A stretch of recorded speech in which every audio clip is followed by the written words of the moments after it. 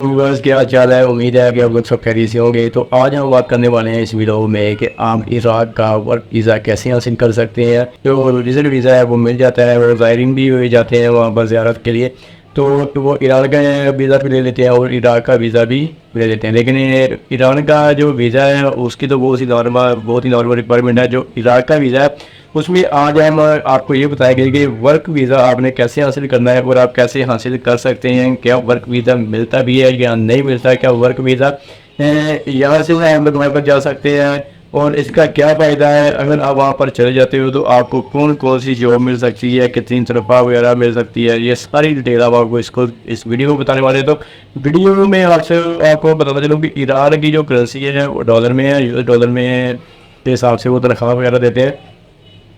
और बाकी जो इराक कंट्री है वो एक इस्लामिक कंट्री है, बहुत ही खूबसूरत कंट्री है और वहाँ पर ज़्यादातर वगैरह काफ़ी हैं। और तो अगर आप वहाँ पर काम करने के लिए स्टे करना चाहते हैं तो आप फिर वहाँ पर काम करने के लिए स्टे भी कर सकते हैं, लेकिन इसका कोई तरीकाकार है तो तमाम डिटेल आपको इस वीडियो में बताने वाले। तो वीडियो शुरू करने से पहले आप दोस्तों से रिक्वेस्ट है कि चैनल को सब्सक्राइब कर लें और बेल आइकन को क्लिक कर लें ताकि हर आने वाली नई वीडियो आपको आसानी से मिल सके।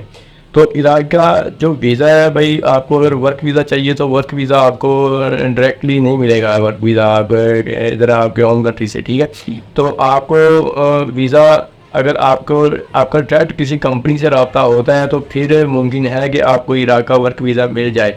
लेकिन आप अगर चाहें कि डायरेक्ट हमें यहाँ से मिले वीज़ा, लेकिन वो नहीं है। आपको यहाँ से वीज़ा लगवा कर विज़िट वीज़ा लगवा कर जाना पड़ेगा और वहाँ पर जाकर आपको ही वीज़ा वो आगे जो काम है वो लेना पड़ेगा। आपका वीज़ा 1 साल का एक्सटेंड होगा, ठीक है। क्योंकि इराक का जो वर्क वीज़ा है मैंने पाकिस्तान से कहीं से नहीं देखा है कि ये इराक वर्क वीज़ा पर जा रहा है और इसके बाद वर्क वीज़ा आया है। इसने डायरेक्ट वर्क वीज़ा लगवा लिया, ठीक है। तो इसके बाद जो आपको विजिट वीज़ा है वो आपका मिलेगा आपको, ठीक है। वो आप वहाँ पर जाएंगे, वहाँ पर जाकर आप 1 साल का काम लगवा लेंगे। 1 साल का काम भी 2 कंडीशन में लगेगा। अगर आपका वहाँ पर कोई जानने वाला है, तलक वाला है, तो फिर वो आपका उसका आप जहाँ पर आपको जॉब लगी मिली है वहाँ पर जाकर आप काम लगवा सकते हैं। वो आपको 1 साल का काम लगवा कर देगा तकरीबन।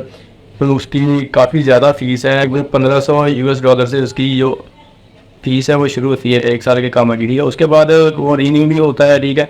1 साल बाद आप उसे एक्सटेंड भी करवाते हैं तो उस पर भी आपकी काफ़ी ज़्यादा फीस लग जाती है, तकरीबन 300-250 डॉलर के ऑलमोस्ट उसकी जो फीस है वो लग जाती है। और उसके बाद है दूसरी कंडीशन ये है कि अगर आपको कोई कंपनी हायर करती है तो फिर आपका जो काम है वो आपका लगवा के दे सकती है। लेकिन अगर आप किसी और बंदे से भी काम लगवा लेते हो तो आपको 1 साल का मिल जाता है। तो फिर आपको ये है कि वहाँ पर जितने भी अखराज आते हैं वो खुद आपका जो जिसके बाद आप काम कर रहे हैं वो ही खाता है, ठीक है। खाने पीने का खर्चा, रिहाइश का खर्चा, मेडिकल का खर्चा भी उठा देते हैं। आप बीमार हो तो वो आपको मेडिसिन वगैरह भी लेकर दे देते हैं।